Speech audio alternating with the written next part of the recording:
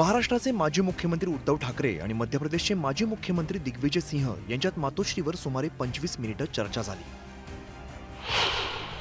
या दोन्ही नेत्यांमधील चर्चेला महत्त्व प्राप्त होण्याचं मुख्य कारण आहे ते म्हणजे काँग्रेसने पालिका निवडणुकीत स्वबळावरती लढण्याचा नारा दिलाय। तर मवियात काँग्रेस आणि मनसे सोबत असावी यासाठी उद्धव ठाकरे आग्रही आहेत। मात्र काँग्रेसचे नेते चेन्नीथला मनसेला सोबत घेण्याच्या मनस्थितीत नाहीत।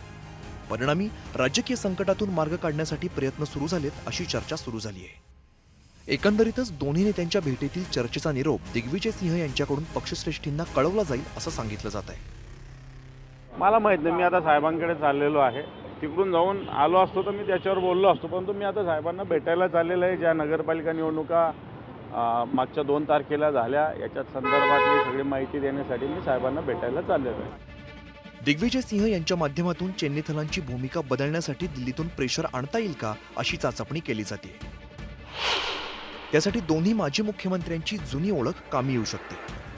मध्य प्रदेशमध्ये फोटोग्राफीच्या निमित्ताने उद्धव ठाकरे आणि दिग्विजय सिंह यांची ओळख झाली होती।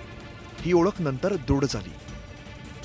परिणामी मातोश्रीवरील भेटीत दोन्ही नेत्यांमध्ये मवियातला तिढा सोडवण्यावरती विचारमंथन झाल्याची शक्यता नाकारता येत नाही।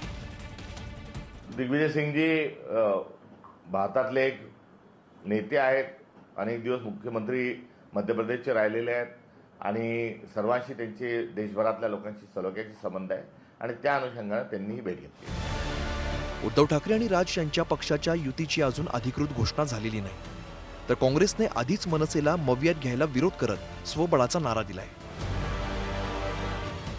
मात्र उद्धव ठाकरे मनसेला मवियासोबत घेण्यावरती आग्रही आहेत। या सर्व घडामोडींवरती उद्धव ठाकरे आणि दिग्विजय सिंह यांच्या भेटीमध्ये काही तोडगा निघाला की नाही हे लवकरच स्पष्ट होईल। Bureau report, news 18 Lokmat.